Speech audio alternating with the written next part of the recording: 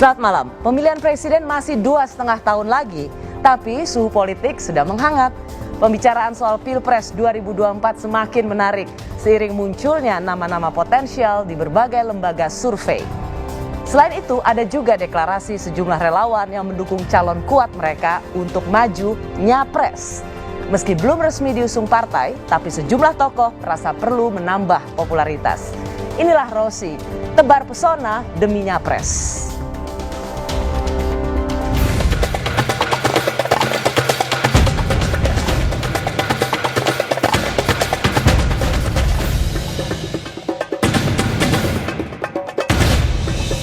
Calon presiden dari Partai Gerindra hanya satu, tunggal, namanya Prabowo Subianto.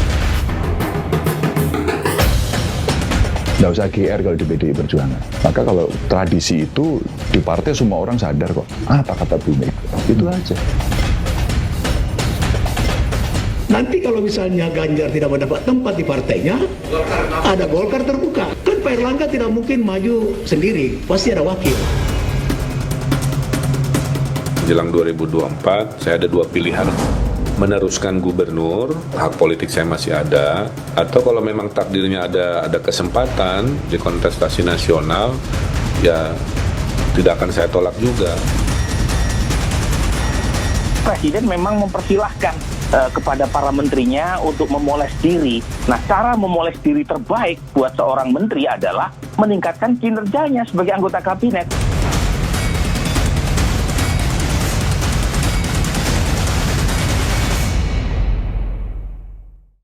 Sejumlah lembaga survei menempatkan nama-nama seperti Prabowo Subianto, Ganjar Pranowo, dan Anies Baswedan di urutan puncak sosok potensial sebagai capres di pemilu 2024. Tapi banyak lagi nama-nama lain yang juga dijagokan. Kuncinya adalah populer. Tapi populer saja tidak cukup. Faktor elektabilitas atau keterpilihan adalah kunci. Demi menaikkan popularitas dan keterpilihan sebagai capres, nama-nama besar mulai tebar pesona ke masyarakat. Caranya beragam, mulai dari pemasangan baliho di banyak lokasi sampai bermain TikTok ala anak zaman sekarang. Lalu sejauh mana ancang-ancang nyapres dengan tebar pesona dari sekarang bisa mempengaruhi para pemilih di Pilpres mendatang? Sudah bersama saya di studio politisi PDI Perjuangan, Arya Bima. Selamat malam Mbak Ros. Selamat malam Bung Arya Bima. Lalu ada Direktur Eksekutif Indobarometer, Muhammad Kodari. Selamat malam Rosi. Dan pengamat politik dari Lembaga Survei Saiful Mujani Research and Consulting SMRC, Saidiman Ahmad. Selamat malam Bung. Bung Arya, Bung Saidiman, Yes. Bung Kodari. Dan melalui sambungan Zoom ada Ketua Pemenangan Pemilu Sumatera, DPP Golkar, Bobi Rizaldi. Selamat malam Bu Bobi. Mbak Rosti, selamat malam, Mas Ediman. Selamat malam. Selamat malam untuk Bung Bobi dan salam sehat untuk kita semua. Betul Pilpres ini masih lama, tapi rasanya kita tidak bisa menyembunyikan fakta bahwa kasakusuk bicara-bicara soal siapa yang bakal dicalonkan sebagai calon presiden 2024 itu adalah sesuatu yang fakta. Pertanyaan saya, benar nggak?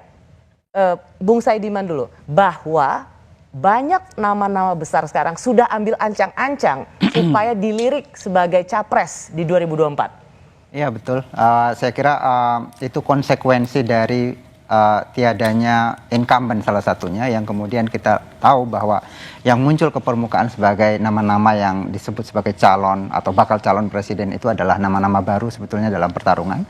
Sehingga jadi sorry, biar kita clear, kenapa orang ancang-ancangnya dari sekarang padahal kita masih pandemi dan pemilu masih 2,5 tahun lagi, karena Pak Jokowi sampai saat ini tidak menjadi calon lagi, sehingga semua nama baru. Wajar kalau semua orang mulai dari sekarang. Iya, mereka butuh tadi dikatakan oleh Rosi bahwa pertama-tama itu harus dikenal dulu, Tapi dikenal saja tidak cukup tentu saja. Tetapi kalau tidak dikenal, itu artinya kita tidak bisa bicara soal elektabilitas. Percuma populer tapi nggak kepilih. Ya betul. Ya, Bung Kodari, kita tidak bicara soal 3 periode, tapi kita bicara soal kasakusuk yang saat ini sudah mulai ramai. Benar nggak Anda lihat mulai tebar pesona nama-nama yang muncul saat ini? Saya mencoba ambil perspektif yang berbeda ya, supaya menarik ini. Sebetulnya nggak bisa juga dibilang kasakusuk. Yang namanya pejabat publik itu dia harus menjalankan kebijakan di satu sisi, tetapi juga dia harus mengkomunikasikan kebijakannya. Sebetulnya itu satu paket gitu. Nah, ketika seorang pejabat publik berbuat atau menjalankan sebuah kebijakan publik atau punya sikap politik, dia harus juga mengkomunikasikannya kepada masyarakat gitu. Supaya apa? Supaya ya programnya bisa dipahami. Tapi kan orang membacanya beda. Kalau misalnya itu di periode pertama. Makanya saya bilang bahwa sebetulnya ini yang lebih menentukan adalah kacamatanya. Jadi kacamata yang dipakai itu apa? Kacamata pejabat publik sebagai orang yang sedang mensosialisasikan program kerjanya, begitu ya, atau kacamata ini calon presiden, begitu. Sekarang kalau kita bicara Pak Jokowi misalnya, kenapa Pak Jokowi jadi presiden? Karena beliau waktu jadi gubernur DKI Jakarta melakukan hal-hal yang menurut beliau itu harus dilakukan. Misalnya untuk mengatasi banjir, membenahi pelabuhan danau, ya. Kemudian atau mungkin sebelum di Solo kan? Di Solo misalnya. Menolak pembangunan mal, berani konfrontatif dengan Gubernur Bibit Waluyo waktu itu, sehingga namanya langsung cepat meroket. Betul. Dan dia menjadi salah satu nama yang kemudian dipertimbangkan oleh partainya Mas Arya Bima sebagai calon gubernur begitu. Nah, sebetulnya calon gubernur PDI Perjuangan waktu itu yang saya tahu ya, itu yang paling banyak disebut adalah Fauzi Bowo begitu. Bahwasannya kemudian bukan Fauzi Bowo lalu kemudian kepada Jokowi, pasti ada variabel A. Saya merangkum apa yang dikatakan Bung Kodari adalah harus dibedakan pencitraan sama kerja benar. Kerja benar. Kalau saya tidak membedakan dua-duanya begitu. Kita bicara misalnya 3 gubernur ya, provinsi yang besar ya, yang sekarang disurvei itu populer ya. Ganjar, DKI, Ridwan Kamil, Anies Baswedan misalnya. Dulu nama-nama ini sebelum ada COVID, itu sebetulnya surveinya nggak begitu menonjol. Bisa ditanya sama Saidiman ya begitu. Dulu yang paling tinggi itu Prabowo sama Anies Baswedan. Tapi kenapa sekarang ada Ganjar? Gara-gara ada COVID. Jadi kalau ada orang sedih gara-gara COVID, mohon maaf, ada juga yang happy. Saya bukan sebut Pak Ganjar ya. Immanuel Ebenezer. Jadi sebenarnya sekarang dia jualan Ganjar kemana-mana karena surveinya tinggi gitu loh. Kenapa Mas Ganjar jadi tinggi? Karena Mas Ganjar ya ada berita COVID, dia mendapatkan exposure lebih banyak dan mungkin apa yang dia lakukan itu dirasa tepat. Lalu dia kemudian juga fasih dengan media sosial. Lalu eksposurnya besar, kemudian kebetulan dia orang Jawa Tengah seperti Pak Jokowi, kebetulan PDI Perjuangan, dia punya kolam suara yang besar gitu loh. Jadi sebenarnya pandemi ini bisa menjadi panggung kepala daerah untuk bisa dikenal secara nasional dan kemudian mendapat hati di masyarakat, ya Bung Saidiman? Pada dasarnya semua politisi atau kerja partai politik sebetulnya ujungnya adalah untuk pemilih sebetulnya, untuk mendapat suara pemilih. Baik itu kerja benar maupun sekedar pencitraan. Jadi kata Anthony Downs tahun 1957 itu bahwa semua kerja-kerja politik, semua yang dilakukan baik oleh pemerintah maupun partai politik, juga tokoh-tokoh itu semuanya untuk pemilih pada dasarnya. Saya mau kasih satu ilustrasi ya, yang cukup cukup ekstrim ini terakhir. Waktu Pak Jokowi jadi gubernur DKI Jakarta, tidak satu pun baliho dibuat. Bahkan dia katakan dia melarang ada baliho. Sebaliknya sebelumnya Pak Fauzi Bowo balihonya ada di mana-mana. Tetapi popularitas Fauzi Bowo nggak naik, dia nggak jadi calon presiden gitu loh. Tapi Jokowi nggak ada baliho, wah melejit. Hanya dalam waktu 6 bulan sudah calon presiden nomor 1. Jadi sebetulnya apa? Menurut saya ujung-ujungnya kinerja gitu loh. Kalau kinerjanya bagus ya, pencitraan apalagi satu komunikasinya hal, bagus, tebar pesona satu hal, tapi kerja adalah hal yang paling penting. Betul. Selamat malam untuk Bung Ferry Julianto, ia adalah Wakil Ketua Umum Partai Gerindra. Selamat malam, Rosi semua. Terima kasih sudah bergabung. Saya ke Partai Golkar dulu untuk Bung Bobi. Benar nggak Anda lihat bahwa banyak tokoh yang sekarang sudah ambil ancang-ancang untuk nyapres dan Golkar merestui itu? Bung Bobi? Oh, kayak sepertinya kita ini nge-freeze. Oke, Bung Ferry. Ya, Betul nggak? Kan sudah banyak yang ambil ancang-ancang dan menurut Gerindra biasa aja itu. ya kebetulan kalau Pak Prabowo Subianto, Ketua Umum Partai Gerindra, ya hasil survei di banyak lembaga-lembaga survei relatif masih tinggi, dan untuk itu Meskipun sudah didahului lah ya. Dalam beberapa survei sudah didahului oleh kepala daerah. karena surveinya masih tinggi, kita tidak terlalu soal harus ngapain gitu. Soal 2024. Toh masih ya, 3 apalagi. teratas. Ya, jadi dan kegiatan misalkan Pak Prabowo Subianto sebagai Menteri Pertahanan kan fokusnya juga banyak yang kegiatannya di luar negeri segala macam gitu. Jadi ya rasanya masih konsentrasinya Partai Gerindra ke hal-hal tanggung jawab yang berkaitan dengan tanggung jawab Pak Prabowo di Menhan, mungkin juga Pak Sandi di Kementerian Pariwisata. Baik, saya mau ke Bung Arya Bima dulu. Politisi PDI Perjuangan itu sempat menegur para menteri yang mau nyapres, sebaiknya ya kerja aja gitu, jangan terlalu vulgar. Menteri sebagai mau kemudian cari panggung sebagai capres. Seberapa menurut Anda, apakah Anda menyetujui statement keras ini? Karena PDI Perjuangan memang melihat banyak menteri atau beberapa menteri di kabinet sudah melancarkan manuver untuk bisa dilirik sebagai capres. Gini Ros, PDI Perjuangan ini kan partai ya.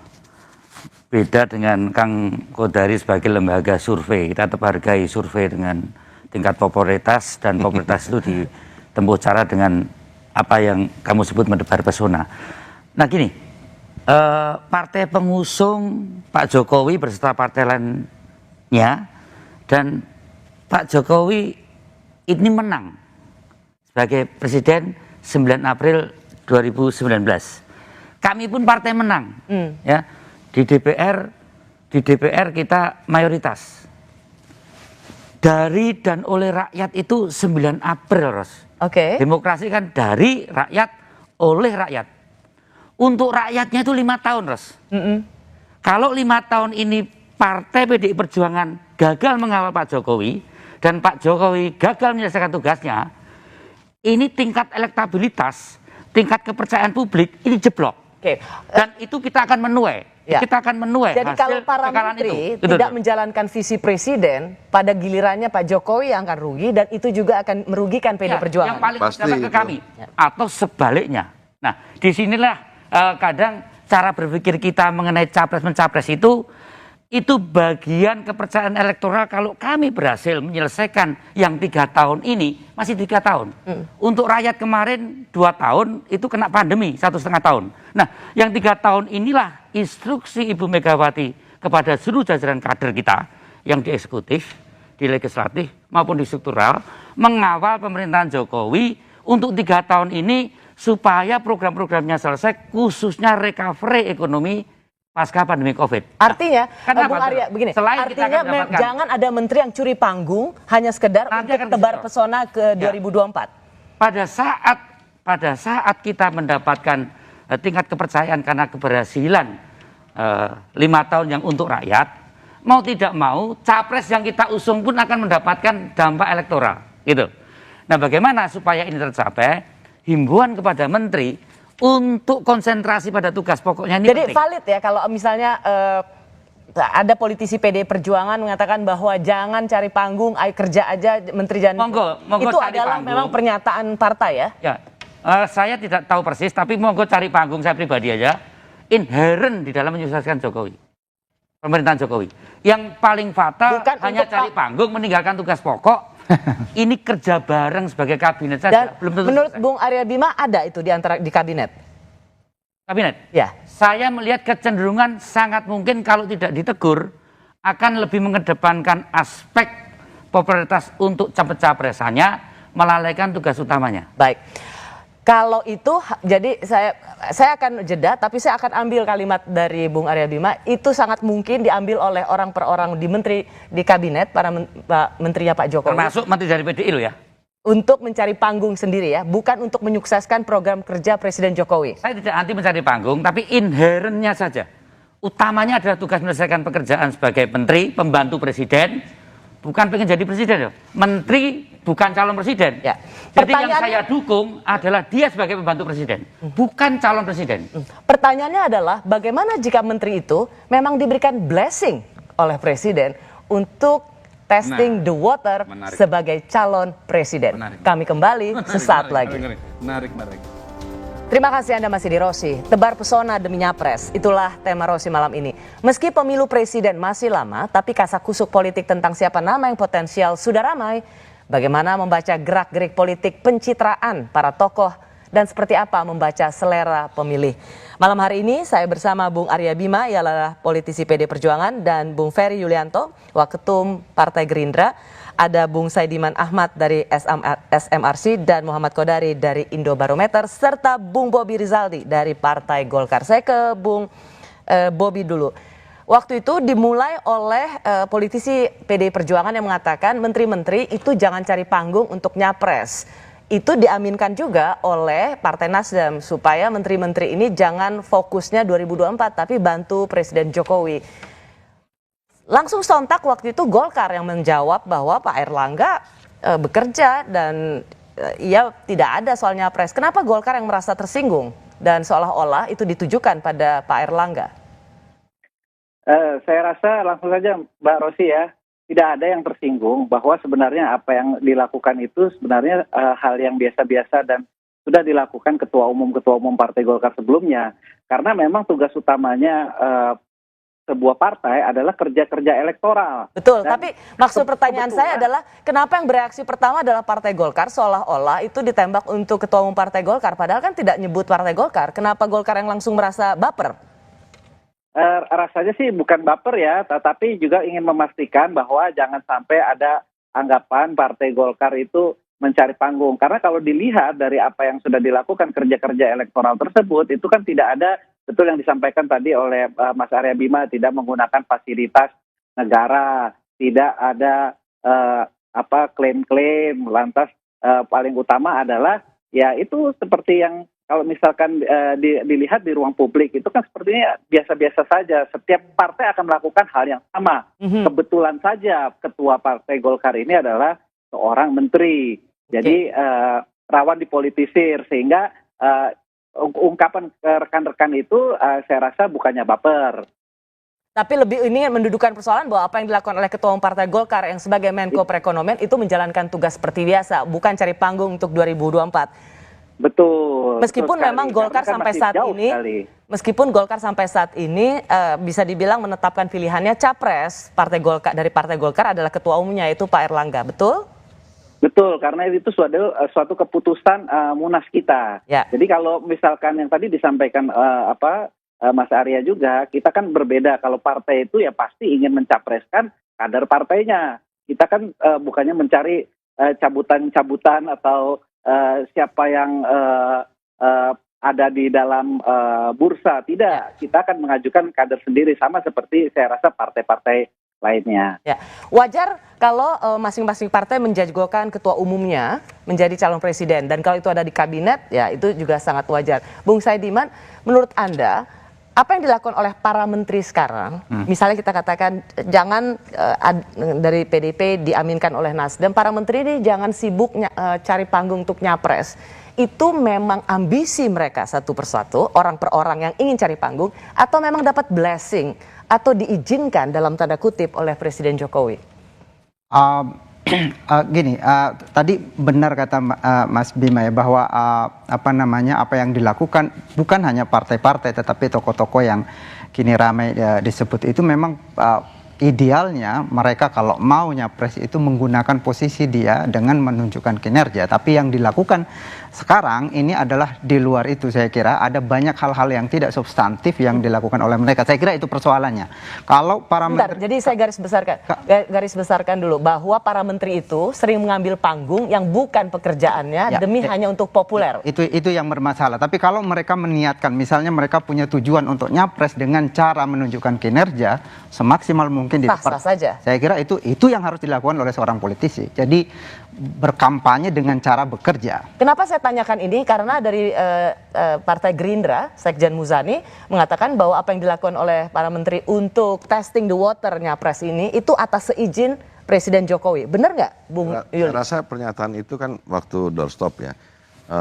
Mungkin gini penilaiannya bahwa Presiden pasti tidak menolak karena itu merupakan hak para menteri yang memang punya niat untuk 2024 misalkan. Tetapi dalam hati Presiden pasti ingin supaya para pembantunya, menteri-menterinya, meskipun itu terutama dari partai politik, ya udahlah sekarang ini masih 2021 masih jauh banget ini 2024. Sorry, karena yang pertama kali mengatakan ini dari Partai Gerindra, Bung Ferry, dari Ahmad Muzani, Sekjen. Ditanyakan oleh wartawan, dan menurut saya Sekjen Mas Ahmad Muzani menyampaikan pasti Pak Presiden juga membolehkan dalam pengertian bahwa Presiden tidak melarang karena itu merupakan hak. Tetapi yang sekarang menjadi pertanyaan adalah bagaimana si para menterinya itu, baik yang bukan dari partai maupun yang dari partai, tahu posisinya tidak menggunakan fasilitas dan lain sebagainya untuk mengkampanyekan dirinya, apalagi kegiatan-kegiatan yang Bung Ferry, sangat artinya tidak apa yang dikatakan oleh Sekjen dengan pekerjaannya. Apa yang dikatakan oleh Sekjen Anda tidak bisa kita telan mentah-mentah karena bisa saja itu interpretasi dari Sekjen Gerindra yang mengatakan ini blessing atau direstui oleh Presiden saya rasa Jokowi.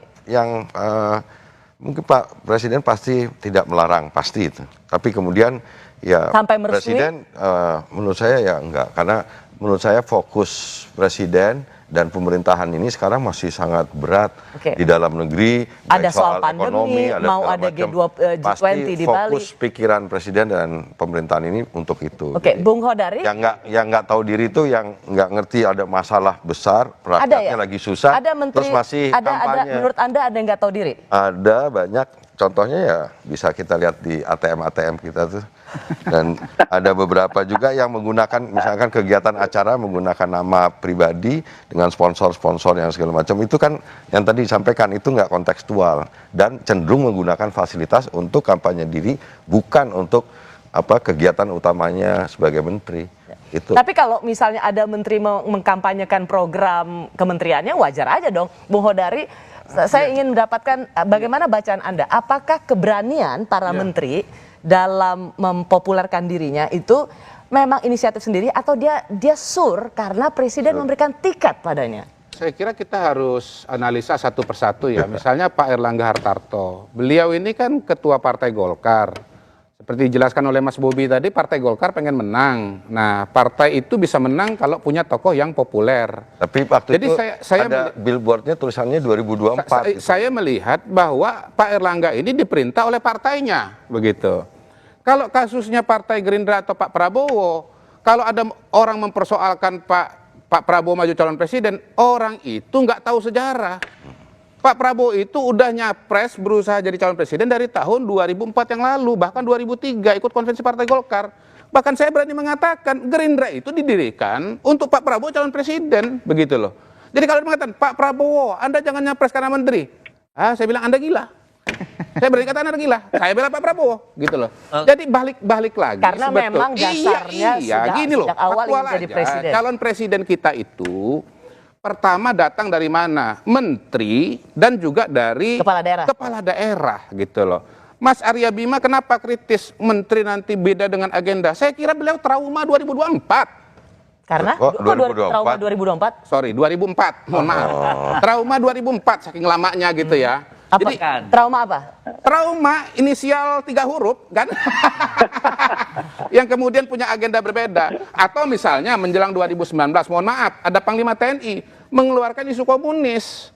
Nah, menurut saya itu bisa mengganggu stabilitas. Kira-kira begitu. Tapi sejauh menjalankan visi misi presiden, ya kan, tidak bertentangan dengan undang-undang, ya monggo saja. Jangan kita juga naif lah. Jangan kita juga naif. Bahwasanya seseorang menjadi pejabat publik, lalu kemudian dia dipilih jadi calon presiden, kan ujung-ujungnya terserah masyarakat memberikan penilaian. Dan Bung Arya Bima, tapi menurut Anda begini, karena saya merasa atau kita semua meyakini Presiden Jokowi belajar banyak dari pemerintahan sebelumnya. Presiden Susilo Bambang Yudhoyono mampu menjadi pemenang dalam Pilpres 2 periode dalam pemilu langsung itu tidak mudah. Tetapi apa yang tidak dilakukan oleh Presiden SBY adalah tidak mempersiapkan. Sebelum jadi presiden beliau jadi apa? Menko Polhukam. Iya, itu dia. Tapi faktanya adalah Presiden SBY tidak menyiapkan suksesinya atau suksesornya, penggantinya di 2014. Jadi kalau misalnya ada analisa yang mengatakan semua menteri atau beberapa nama kepala daerah diberikan tiket untuk mencoba testing the water, itu adalah konsekuensi supaya 2024 siapapun yang jadi presiden adalah penerus legacy Presiden Jokowi. Bung Arya Bima. Gini Ros, tentang tebar persona untuk nyapres di dalam era demokrasi sekarang tidak bisa direm ya. Memang justru pilihan-pilihan ini akan muncul banyak. Dan rakyat ini sudah cerdas. Tadi saya sampaikan bahwa antara popularitas tebar pesona dengan kinerja itu tidak bisa dipisahkan. Ya. Ya. Jadi dari gubernur Pak Jokowi itu blusukan keluarnya kebijakan, gitu kan?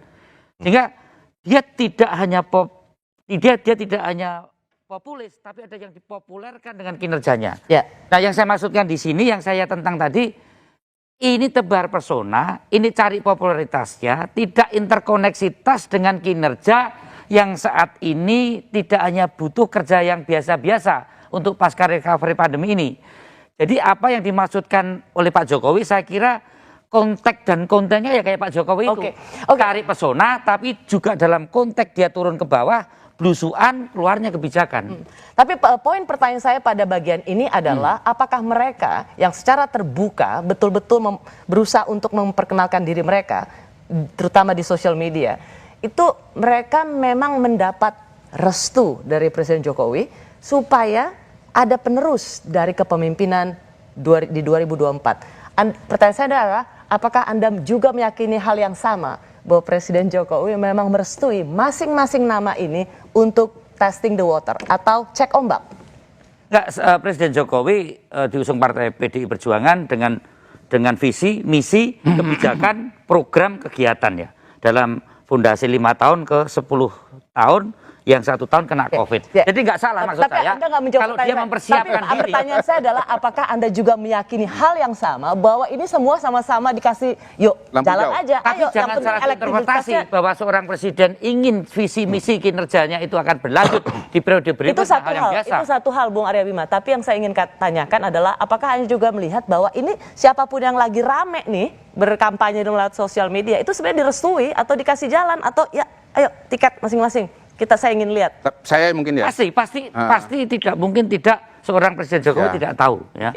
Tapi sekali lagi bahwa sejauh mana itu popularitas tebar pesona itu sejalan dengan kerja-kerja berbagai kinerja kementerian, saya kira pasti akan ditegur. Ini orang Jawa loh ya. Jokowi itu orang Solo, jadi kalimat-kalimatnya tidak bisa dipahami secara verbal. Tapi ada bahasa-bahasa yang jelomprong juga. Yang jelas saya nggak bisa membayangkan Pak Jokowi melarang Pak Erlangga Hartarto untuk jadi calon presiden gitu loh.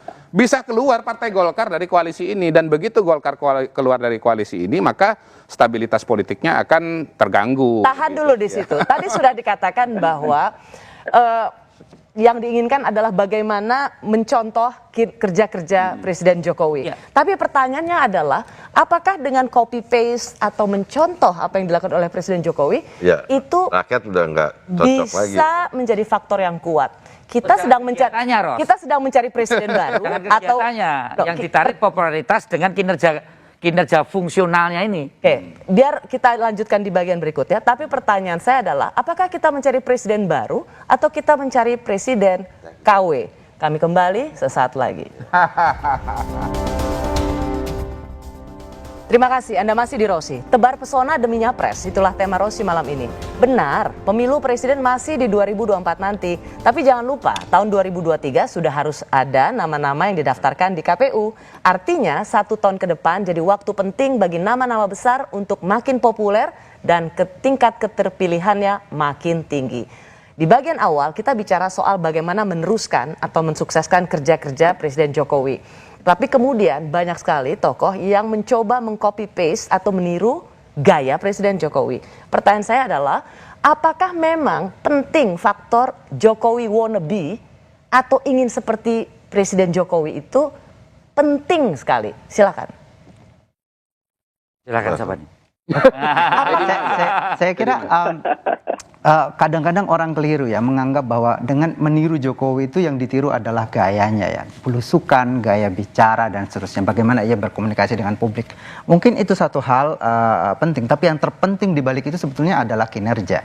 Ini yang kadang-kadang sulit ditiru oleh siapapun. Dan mestinya itu yang ditiru. Dalam survei-survei kita menemukan bahwa publik kita dari waktu ke waktu itu sangat rasional. Yang mereka perhatikan di dalam setiap pemilihan itu adalah aspek-aspek rasional. Kinerja, perhatian pada publik, integritas, pengalaman kerja dan seterusnya. Mestinya kalau mau meniru bagian itunya, bukan bagian. Karena kalau kita misalnya menggunakan terminologi belusukan saja, itu udah miliknya Presiden Jokowi ya. Itu udah copyright Presiden Jokowi. Jadi kalau ada yang mau pakai juga rasanya itu masih ada yang pas. Jadi begini, kita bisa lihat selera publik itu dari hasil survei ya. Saya udah lama nggak survei, jadi saya nggak tahu perkembangan sekarang persis seperti apa. Tapi kalau bicara hasil survei, saya akan katakan ada hal yang tetap abadi, misalnya soal kepuasan terhadap kinerja. Jadi kalau kinerjanya nggak bagus ya masyarakat nggak akan pilih, itu satu. Tapi kalau bicara kepribadian, kita sebetulnya pada hari ini punya, bukan hari ini, selama ini punya dua kelompok pemilih yang mau pemimpin atau presiden yang tegas, itu 95% milih Prabowo, yang mau presiden yang merayat itu 95% milih ke Jokowi. Istilah saya waktu itu sambil bercanda, selera pemilih kita ada dua macam, ada yang suka gudeg, ada yang suka rendang, kira-kira begitu. Jadi, nah apakah itu masih bertahan? Ya, Saidiman yang tahu karena dia survei gitu. Tetapi kalau kita lihat dari time frame, dari basis pemilih, sesungguhnya kita ini, para calon presiden ini sedang memperebutkan status the next Jokowi dan the next Prabowo. Karena selama dua kali pilpres, ya dua kelompok itu yang ada. Pendulum yang gitu iya. Dan dua-duanya punya gaya yang berbeda. Misalnya the next Jokowi itu nasionalis, the next Prabowo itu, atau apa selama ini Prabowo adalah kelompok Islam misalnya begitu. Siapa yang memperebutkan status the next Prabowo? Pertama Prabowo sendiri. Dia harus mempertahankan posisi sebagai tokoh dari segmen dia itu gitu. Nah karena ini juga menarik karena Prabowo kan gabung di pemerintahan. Nah PA212 misalnya lari misalnya begitu. Siapa yang berebut di sana? Prabowo, Anies Baswedan, mungkin Sandiaga Uno, bahkan AHY gitu. Intinya dulu dianggap bertentangan dengan Jokowi. The next Jokowi siapa? Ganjar, Mbak Puan, terutama yang dari PDI Perjuangan, Tri Risma hari ini dan seterusnya dan seterusnya. Jadi sebetulnya kalau saya melihat ya ada kelanjutan, ada juga hal yang baru. Tidak ada yang baru total atau tidak. Tapi kalau mau disederhanakan dari time frame yang ada, who is the next Jokowi and who is the next Prabowo? Kalau Bung Ferry, apakah Anda melihat memang jualan yang paling pas adalah harus dengan style Jokowi wannabe atau menyerupai Presiden Jokowi? Bahkan the Prabowo wannabe. Atau Prabowo wannabe. Menurut saya biasanya dari pilpres ke pilpres itu ada contrastingnya, ada keinginan masyarakat ya udahlah karena udah ganti selera. Dua periode misalkan dengan gayanya Pak Jokowi, coba kita pengen lihat yang kontras dengan Pak Jokowi gitu. Nah, Prabowo lepas siapapun orangnya, kecenderungannya dari beberapa kali pilpres biasanya seperti itu. Yang kedua, memang nggak bisa lagi orisinalitas orang itu ditiru ketiplek gitu dengan orang lain gitu. Misalkan gaya dan segala macam tuh biasanya malah nggak cocok juga kalau itu dipaksakan oleh misalkan sekarang yang menteri-menteri yang mencoba meniru cara gayanya Pak Jokowi gitu. Dan itu kelihatan dari hasil survei. Anda ingin mengatakan dua kali kita 10 tahun pemilu presiden one man one vote atau langsung kita lihat Presiden Jokowi dari yang sangat formal, tertata, statementship, showmanshipnya juga luar biasa. Dapat pendulum Presiden Jokowi, meja putih, digulung, pakai sepatu Keds. Jadi Anda mau bilang bahwa ya kalau gaya seperti itu lagi bisa jadi seleranya berubah juga ya? Ya, menurut saya dan itu nggak bisa ditiru oleh siapapun. Ya, saya mau ke Partai Golkar dulu, Bung Bobi. Dari suara Partai Golkar mengatakan kalau Pak Ganjar nggak dipilih oleh PD Perjuangan akan dicalonkan dengan Pak Erlangga. Jadi Erlangga Ganjar. Anda sedang mengancam PD Perjuangan? Jadi terus terang saja, Mbak Rosi, itu kami pun tidak pernah tahu soal itu. Jadi, ini jadi pernyataan pribadi. Ya, saya rasa pernyataan pribadi. Tapi kan di politik itu ada panggung depan, ada panggung belakang. Bukan, ini nggak disuruh supaya ngetes apa? Ngetes. Tidak. Karena kalau kita test the water. Partai Golkar itu kan ada keputusan Munas, itu keputusan yang paling tinggi. Tapi menurut Anda Airlangga Ganjar itu menarik? Menarik lah. Sampai saat ini kami masih belum memperhitungkannya. Jadi kami masih fokus pada kerja-kerja elektoral. Bung Bobi, sorry, ya ini dan juga untuk normatif lah yang Anda katakan. Airlangga Ganjar, jadi meskipun Ganjar di sini nggak representasinya PD Perjuangan ya, karena mau diculik gitu ya.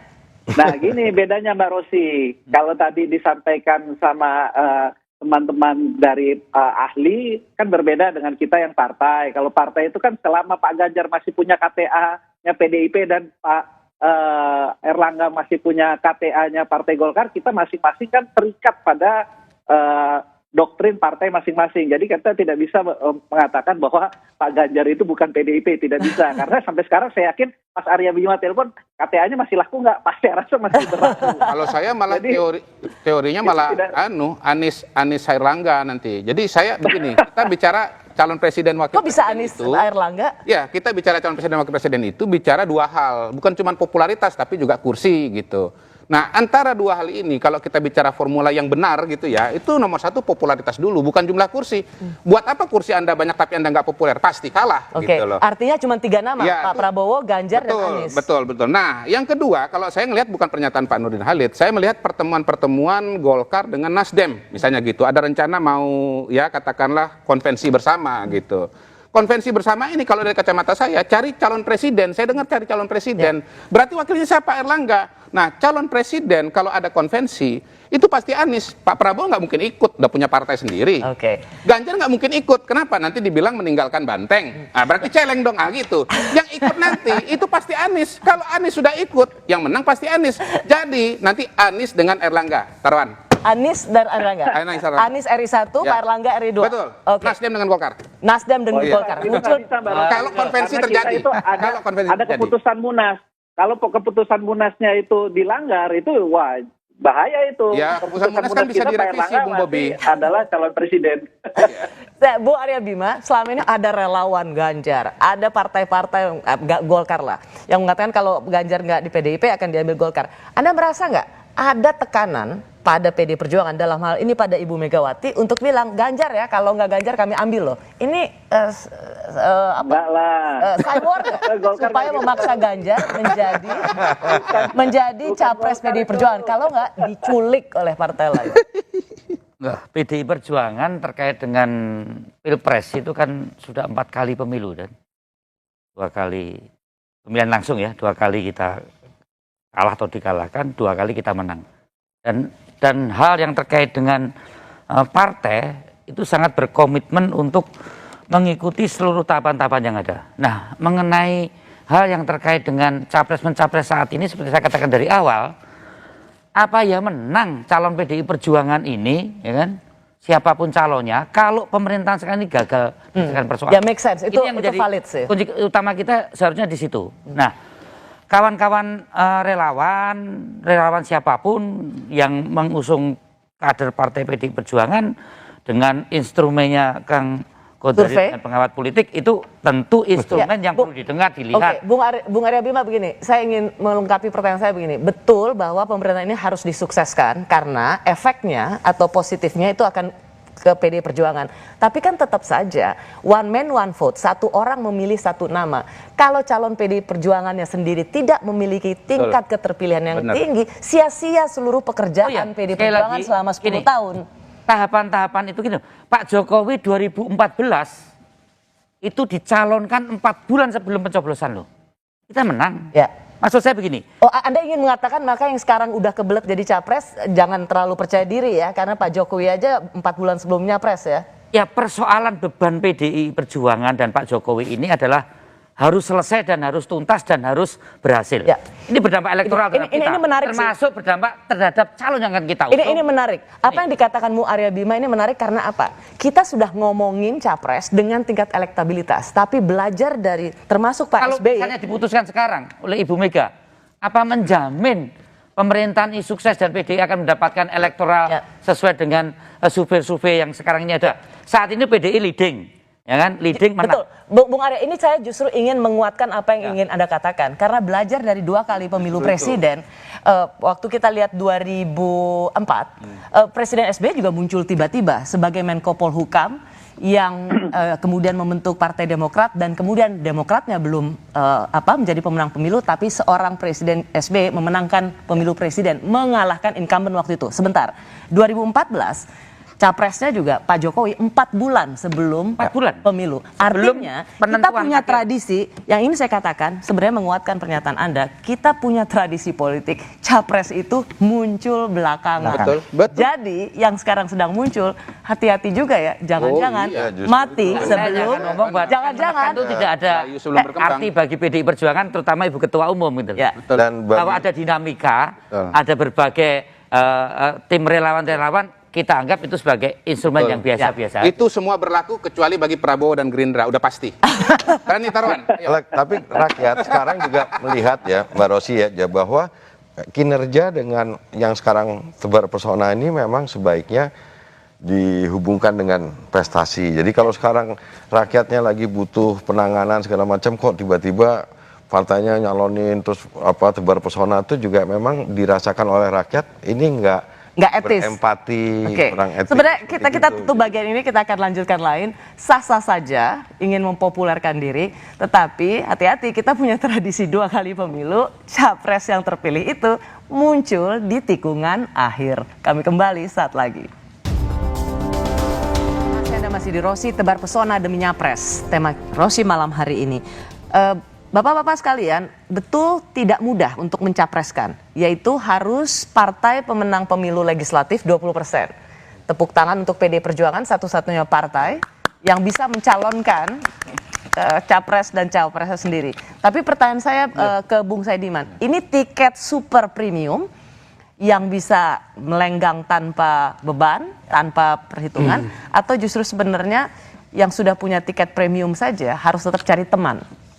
Saya kira kurang realistis kalau maju sendiri ya. Meskipun bisa ya? Meskipun bisa, tapi itu kesan politiknya itu arogan. Seolah-olah bisa menghadapi semuanya. Saya kira itu tidak baik untuk partai. Dan kalau kita melihat sekarang PDIP mereka punya beberapa nama sebetulnya yang cukup populer ya. Ada Puan, ada Ganjar, ada Tri Risma hari ini. Juga lumayan. Ahok juga dibicarakan oleh publik dan seterusnya. Jadi mereka punya banyak pilihan sebetulnya. Tapi pada akhirnya menurut saya PDIP menurut saya itu akan memilih yang bisa memenangkan dia. Dia tidak akan memilih, misalnya ya kalau orang bicara tentang. Tapi itu kan nggak hanya PDIP, semua partai pasti akan memilih yang bisa memenangkan tentu partainya. Saja. Ya, misalnya ada isu mengenai koalisi dengan Gerindra misalnya. Menurut saya ini isu yang kurang realistis.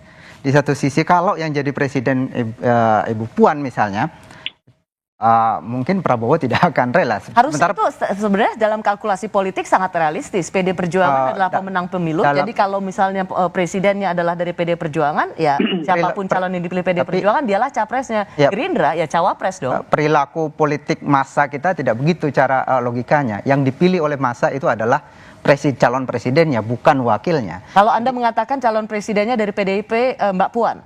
Kalau itu skenarionya semacam itu menurutku kurang realistis karena jadi pada Mbak Puan akhirnya dan Pak Prabowo itu tidak realistis. Ya, karena pada akhirnya publik akan melihat calon presidennya bukan wakilnya. Kenapa? Apa Anda melihat bahwa karena presidennya perempuan, capresnya perempuan dan kita nggak siap dengan soal popularitas saat ini ya.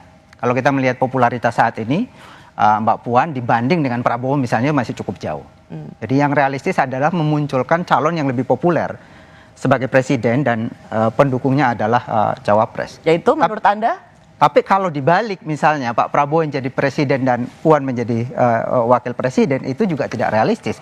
PDIP adalah partai pemenang pemilu, bagaimana mungkin ia tidak mengambil tiket sebagai orang yang sebagai partai. Menurut Anda adalah? Menurut saya yang realistis adalah mengajukan calon yang sekarang ini populer, yaitu Pak Ganjar Pranowo. Kalau itu tidak dilakukan oleh PDIP, ada dua kemungkinan. Pak Ganjar Pranowo tidak maju sebagai capres, tapi saya kira tidak maju sebagai capres dalam posisinya yang paling populer sekarang, itu juga bermasalah buat saya. Yang paling mungkin adalah kalau Ganjar tidak dicalonkan oleh PDIP, dia akan maju dari partai lain. Karena itu yang tadi saya bilang akan diambil oleh partai, diculik oleh partai lain. Ya, itu yang pertanyaan saya, Bung Arya Bima. Selama ini kayaknya ditekan nih PDI Perjuangan harus ya nyalonin calon yang populer. Gini Ros, keputusan Kongres telah menyerahkan mandat itu ke Ibu Megawati. Mohon maaf nih, Ibu Megawati ini memang agak beda dengan ketua-ketua partai lain. Ya, satu, dia putra Pak Soekarno, 45 sampai 65. Dia paham betul dinamika konsolidasi kekuasaan, konsolidasi ideologi, konsolidasi wilayah dan ekonomi. Masuk di era Orde Baru, melihat agresifnya rezim Orde Baru yang semacam itu. Kemudian masuk di era reformasi Pak Habibie. Masuk era Gus Dur, era Pak SBY, Bu Mega jadi presiden. Dan mengusung juga calon presiden Jokowi menjadi presiden. Jadi berbicara 270 juta rakyat Indonesia dengan dinamika ideologi, dinamika politik, dinamika ekonomi, geopolitik global, nasional, regional. Saya sangat yakin kalau orang Jawa itu wening ya, menep ya. Untuk menentukan seorang calon presiden Indonesia. Ini bukan, mohon maaf nih, sekedar Kang Kodari atau lembaga survei, disurvei terus mana yang paling besar. Iya, itu instrumen untuk melihat sejauh mana elektabilitas dan popularitas. Tetapi ini persoalan 270 juta rakyat Indonesia. Dan punya partai politik, Pak. Anda ingin mengatakan Presiden Ibu Megawati, Presiden atau Ketua Umum PDI Perjuangan yang pernah menjadi presiden juga, itu nggak bisa ditekan-tekan gitu ya? Bahwa ada instrumen-instrumen survei, saya kira Ibu juga orang yang cukup rasional untuk melihat berbagai macam instrumen demokrasi yang ada. Tapi kalau cara penekanan, ini kan bukan ngusung orang. Kalau misalnya ada suara, diusung, Bung Arya, maaf, kalau ada suara dari internal PDI Perjuangan yang mengatakan Puan Anies, karena Puan Mbak Puan sebagai pemenang pemilu partai PDI Perjuangan dan Anies yang juga elektabilitasnya tinggi, seberapa valid usulan itu? Dinamika dari para kader itu kan diberi ruang yang seluasnya ya oleh Ibu Mega saat jadi kepala daerah, bupati wali kota, gubernur, sampai juga menjadi presiden, sampai juga menjadi menteri. PDI Perjuangan dengan kepemimpinan Ibu Mega dengan sistem kepartian yang mengikuti berbagai proses kaderisasi, proses pembekalan, juga orang yang diberi tugas itu sesuai dengan kompetensi yang ada. Saya sangat yakin bahwa dinamika-dinamika yang sekarang ini muncul di lembaga survei itu bagian dari instrumen yang partai bukan kemudian antipati terhadap. Ya, kalau jadi pertanyaan saya, Mbak Puan dan Mas Anies mungkin nggak? Atau itu jauh panggang dari api? Ini itu kan bicara orang. Yang terpenting sekarang itu kriteria untuk menyelesaikan persoalan bangsa itu semacam apa? Kriterianya adalah menang, supaya bisa menang. Baru bicara orangnya seperti apa. Misalnya begini Ros, berapa sih standar minimize ideologi threshold yang harus dimiliki seseorang untuk dicalonkan sebagai presiden Indonesia dari PDI Perjuangan? Ini bukan mengurung orang, ini mengusung ide, gagasan partai dan orang. Jadi menurut saya, mungkin nggak Anies Puan, kalau saya melihat standar minimize threshold ideologi yang ada, dari track record sekian tahun saya melihat Anies misalnya, saya tidak mengatakan tidak mungkin, tapi ada cara pandang, bukan hanya soal menang kalah. Tapi cara pandang kalau menang nanti akan jadi apa ribut 210 juta ini? Saya singkat jawab, nggak mungkin kesimpulannya. Memang agak panjang kalau beliau. Ini terlalu menyederhanakan persoalan. Kalau saya bantu menerjemahkan kepada pemirsa, kalau dipakai audit ideologi, pasangan itu nggak mungkin. Nggak mungkin ya, jadi out. Okay. Kalau misalnya dengan 20% partai yang satu partai atau koalisi partai politik bisa mengusung calon presiden, berapa capres yang kita punya? Jadi siapa saja nih formulasi capres-capres yang sekarang saling cari pasangan? PDIP dengan siapa? Gerindra? Jadi begini, memang Prabowo PDI dan Gerindra ini kan seolah-olah sekarang sangat dekat ya. Tapi tadi sudah dibahas oleh Adinda Saidiman, ini sebetulnya problematik gitu. Karena kalau Puan Prabowo rasanya nggak mungkin Pak Prabowo jadi wakilnya Mbak Puan, apalagi popularitasnya Pak Prabowo lebih tinggi. Personal gitu, ya. Iya. Tapi kalau Prabowo Puan ada dilema yang lain. Nanti yang menang pemilu presiden, menang pemilu legislatif itu kemungkinan adalah Gerindra begitu. Jadi pada hari ini, menurut saya pembahasan kita yang udah berjalan sekian lama Ganjar Puan itu bisa jadi jangan-jangan nggak ada yang jadi dua-duanya gitu. Karena si malakama.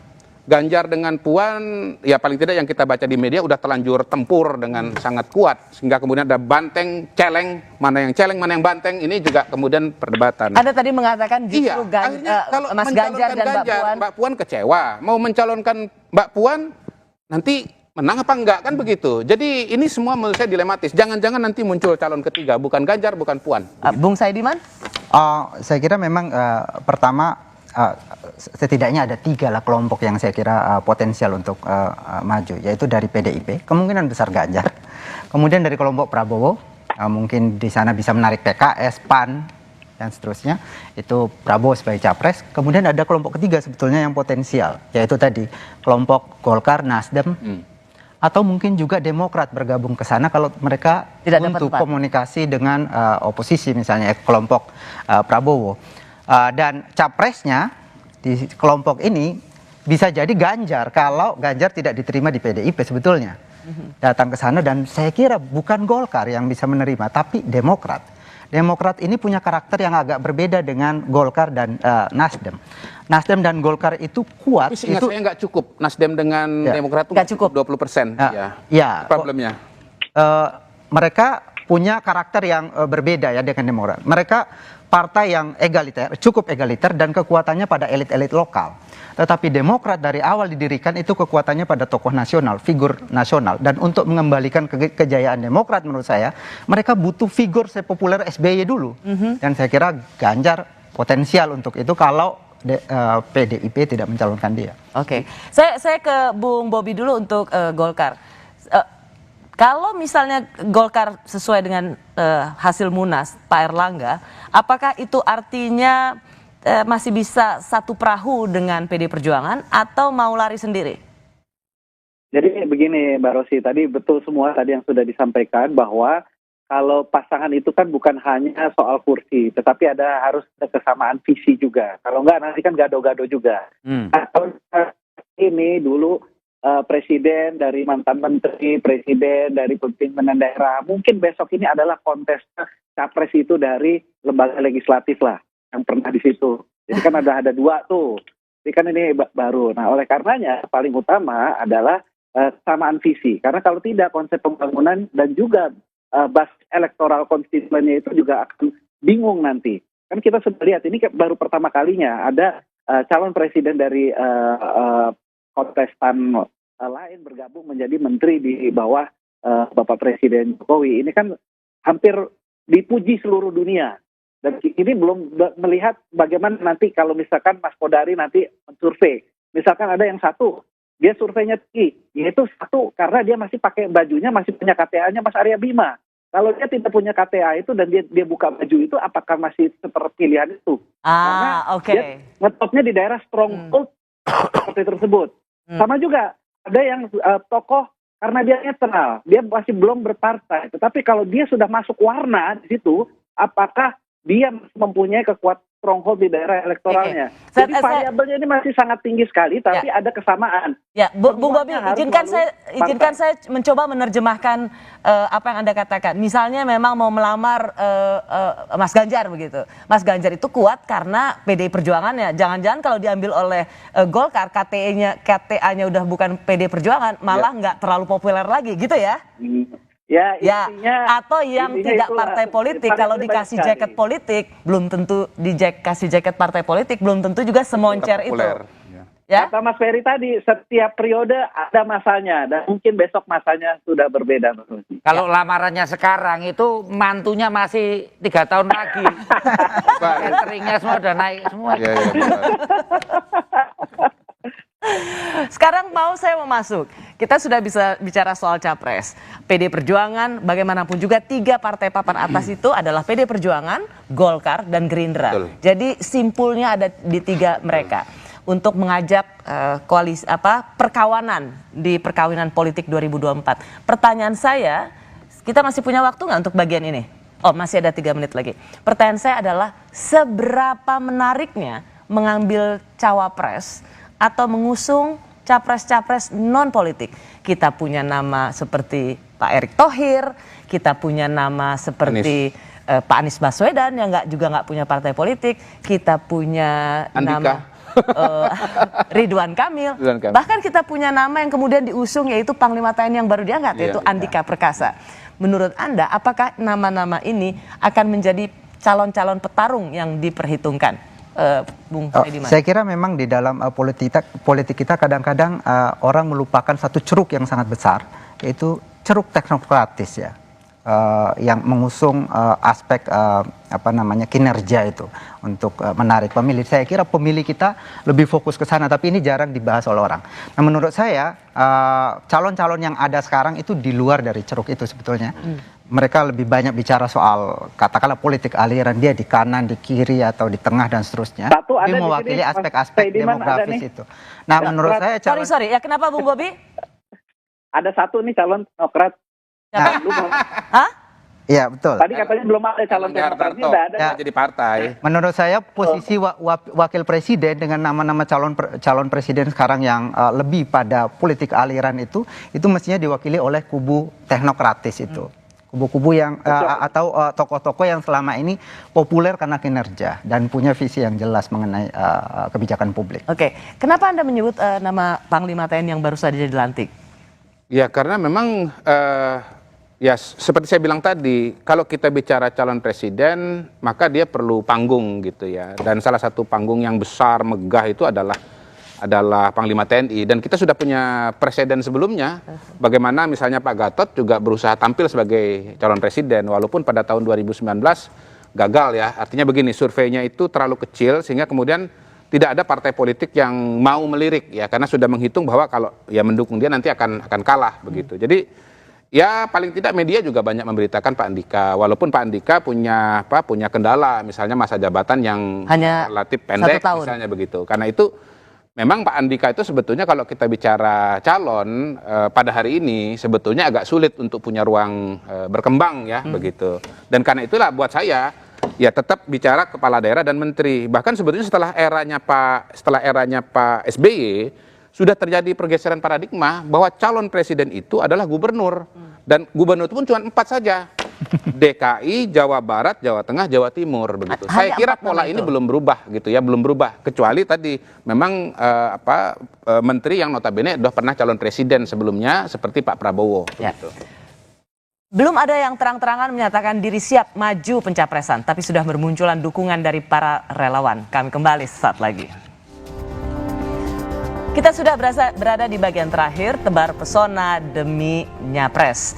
Dan malam hari ini kita tahu bahwa perbincangan tentang siapa ya yang menjadi calon presiden 2024, betul waktunya masih lama dan masih banyak tantangan di depan mata yaitu soal pandemi.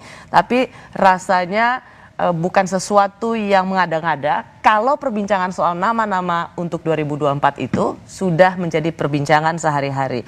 Saya ke Bung Saidiman dulu. Saat ini semua yang dianggap potensial menjadi calon presiden itu kampanyenya juga lewat sosial media. Tidak saja lewat digital tapi juga mulai TikTok ala zaman sekarang.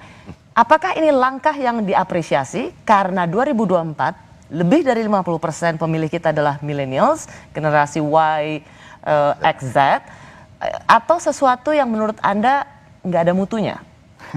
Sebetulnya mendekati suara milenial atau kaum muda ya, generasi YZ itu sesuatu yang penting tadi, jumlahnya cukup besar. Tetapi cara mendekatinya ini mungkin yang perlu kita tinjau kembali. Kalau kita lihat ya para tokoh-tokoh yang mau nyapres itu, cara mendekati kaum milenial itu menurutku kurang pas. Dan dimananya kurang pas? Kurang pas misalnya ya agak terlalu receh gitu menurut saya, dan itu saya kira berangkat dari asumsi bahwa kaum muda ini dianggap mungkin tidak berpikir rasional, tidak cukup rasional. Saya kira itu terbantahkan di dalam survei ya. Misalnya survei yang baru-baru dikeluarkan oleh Indikator Politik Indonesia, mereka menemukan bahwa mereka survei pada umur 17 sampai 35 tahun ya, yang itu mewakili 40% pemilih. Mereka menemukan bahwa isu-isu yang disukai atau yang didorong oleh anak-anak muda ini adalah isu-isu lingkungan, isu tentang korupsi, bahkan yang lebih besar ya isu tentang tenaga kerja, pembukaan lapangan kerja yang bagaimana masa depan mereka ya? Bagaimana masa depan mereka. Dan menurut saya isu-isu yang diinginkan oleh anak-anak muda ini justru tidak disambut oleh cara para tokoh muncul di sosial media. Mereka membicarakan hal lain sebetulnya. Jadi bukan berarti karena kita sekarang berada di era digital, berada di era sosial media, para tokoh ini merebut hati millennials dengan cara-cara receh di sosial media. Karena mereka, anak-anak muda yang menggunakan sosial media juga punya pikiran yang kritis, apa yang mereka ingin dengar dari para calon mereka ya. Ya, dan salah satu ciri dari anak-anak muda itu memang kritis. Mereka mungkin bisa didekati, tapi belum tentu mereka memilih. Mungkin saja banyak yang suka, tapi belum tentu juga mereka merasa ini calon pemimpin yang pas. Bung Kodari, bagaimana Anda melihat bahwa sekarang semuanya ikut main social media? Bagus, tapi bagaimana Anda melihat kualitas penciptaan mereka di social media? Saya mungkin agak beda dikit dengan Saidiman ya. Mana ada orang cari hal serius di media sosial? Ya kalau mau cari hal serius ya lihat nonton Kompas TV, baca koran Kompas. Begitu. Mungkin hal serius yang dikemas dengan tidak serius ya. Jadi begini, kita nggak realistis juga berharap pidato, isi pidato itu TikTok misalnya pidato, kemudian isi Instagram pidato, atau paling tidak mungkinlah pidato terus menerus. Mungkin ada pidato, tetapi juga pasti harus ada hal yang ringan-ringan gitu. Dan memang media sosial ini penetrasinya sudah sangat luar biasa. Ringan itu kan packagingnya, isi Betul. Ya packaging, ya bisa juga tema begitu. Intinya sih manusia itu kan antara serius dengan santai, serius begitu. Jadi ya nggak realistis juga untuk mengatakan bahwa para tokoh ini untuk kemudian serius gitu loh. Karena kalau dia serius terus, silahkan misalnya Mas Arya Bima serius terus, nggak ditonton atau nggak diakses. Lah kalau nggak diakses buat apa kan begitu. Jadi saya kira sih ya antara yang serius dengan lebih santai itu dia harus berimbang lah gitu. Dan kita proporsional tapi Anda sepakat dong substansinya ya, isinya bahwa itu bisa dikemas dengan ria. Jadi kan begini, kita kan nggak bisa bicara hanya media sosial, kita bicara media massa, media sosial. Nggak mungkin joget-joget di acara Rossi misalnya, nggak mungkin joget-joget kan begitu. Nah dia joget-jogetnya di mana? TikTok. Sebaliknya di TikTok pidato.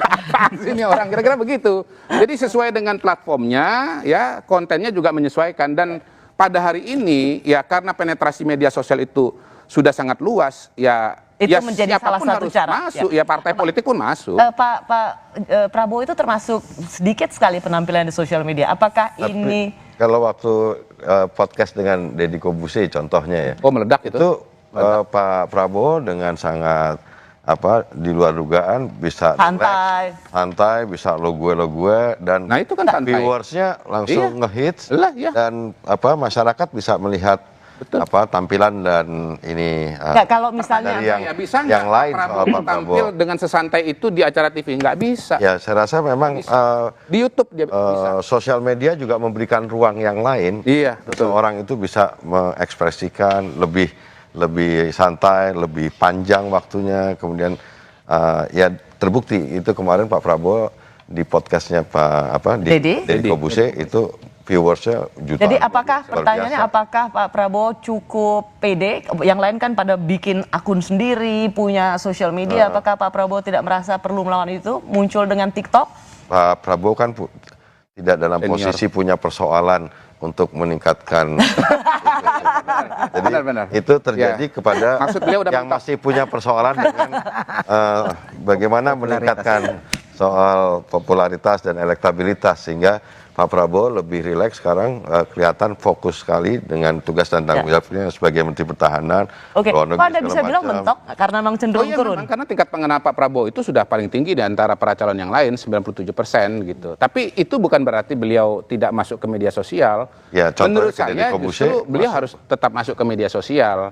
Cuman memang kefasihan seorang Prabowo dibandingkan dengan seorang Ganjar bermedia sosial tentu sangat berbeda kan, karena faktor latar belakang sosial, usia dan seterusnya gitu. Ya, saya ke para politisi dulu, Bung Arya Bima. Jadi menurut Anda PDIP masih tetap menyimpan dulu siapa yang menjadi calonnya? Mana yang lebih menguntungkan? Simpan dulu sampai waktu yang tepat atau sekarang supaya sama-sama dirawat, sama-sama diperkenalkan? Ya saya kira satu yang sudah 4 kali ya, saya yakin sekali bahwa Ketua Umum PDI Perjuangan Ibu Megawati Soekarno Putri nanti akan memilih sosok yang tepat. Tepatnya seperti apa? Tentunya tetap tepat dalam kaitan untuk meneruskan jalannya pemerintahan yang 10 tahun ini, karena ini adalah presiden yang diusung oleh PDI Perjuangan untuk masuk ke 5 tahun berikutnya, dan tentunya tepatnya juga dari cara pandang tentang kompetensi-kompetensi serta ideologi yang ada. Bahwa sosial media itu akan mempengaruhi persepsi masyarakat. Sosial media akan juga menjadi schooling politik untuk rakyat maupun untuk pemimpin di era disrupsi teknologi saat ini, adalah sesuatu yang wajar apabila persepsi publik itu juga dipengaruhi Bung oleh Arya, media. pertanyaan saya yang mungkin bisa dijawab singkat, apakah kontestasi Pak Ganjar dan Mbak Puan itu adalah kontestasi politik yang sehat di internal PDI Perjuangan? PDI Perjuangan mempunyai satu tradisi tahapan-tahapan yang sudah terukur dari proses pencalonan legislatif, eksekutif di tingkat daerah maupun tingkat presiden.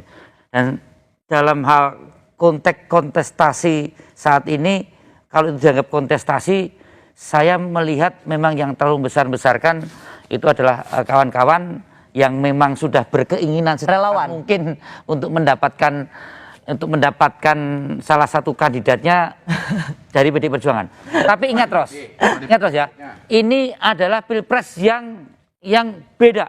Ini pilpres bareng dengan legislatif, bareng dengan DPD, DPR RI sampai daerah, dan pilkada. Ya, tidak mudah merumuskan formulasi. Hari ini PDI Perjuangan bersama partai lain baru merumuskan timeline, cara untuk pilpres ke depan seperti apa. Dan dalam kaitan saat ini sudah ribut soal siapa calon presidennya, itu dinamika. Kita juga melihat itu suatu hal yang biasa di era saat ini. Mungkin rakyat juga tidak ingin mengambil kucing dalam karung, ya silakan saja, tapi literasi buat rakyat dan pemimpin itu penting. Maksudnya gini loh, ini calon presiden bukan calon pemimpin RT atau pemimpin RW. Jadi konten-konten di media sosial itu juga bagaimana mencerminkan dia sebagai seorang calon presiden, walaupun tadi Kang Sodari ngomong tidak memungkinkan dalam waktu yang pendek itu kompetensi-kompetensi orang itu ditawarkan secara gamblang. Tapi kan panjang 3 tahun dengan bermedia sosialnya bisa melihat. Bung Arya Bima ada pertanyaan. Jadi kalau Bung Arya Bima sendiri banteng apa celeng? Saya kader PDI Perjuangan yang taat pada perintah partai atau ketua umum dalam urusan capres-mencapres ini. Itu artinya? Artinya saya adalah PDI Perjuangan. Tunggu pada waktu. Banteng murni. Banteng murni. Terima kasih ya. Bung Bobi, maaf saya harus potong karena waktu kita sudah habis. Terima kasih Bung Arya Bima, terima kasih Bung Ferry, Bung Saidiman, juga Bung Muhammad Kodari. Ini menarik. Saya tahu bahwa ini sering sekali kita dikritik masih pandemi, tapi kita udah ngomongin capres. Tapi justru sebenarnya ini kita ingin mengingatkan para capres juga. Betul. Urusan rakyat itu nunggu bagaimana harga bawang, bagaimana telur yang hancur, bagaimana harga daging. Mas Arya. Kenapa Bung Bobi?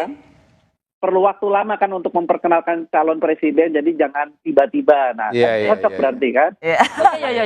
Sebenarnya di meja ini yang punya tugas banyak juga untuk ini ngomongin capres sama ini kok jadi caleg sama di meja ini kita juga sebenarnya ingin mengingatkan supaya jangan lupa tugas utama. Kita belum selesai di masa pandemi dan begitu banyak tantangan di Indonesia. Semakin baik kinerja yang diperlihatkan, tentu disitulah hati rakyat berada. Terima kasih sekali lagi Bapak-Bapak. Mereka yang merasa pantas maju sebagai calon presiden boleh-boleh saja terus memperkenalkan diri mereka dengan beragam cara. Tentu yang ingin dilihat adalah apakah mereka benar bekerja untuk rakyat atau sekedar tebar pesona.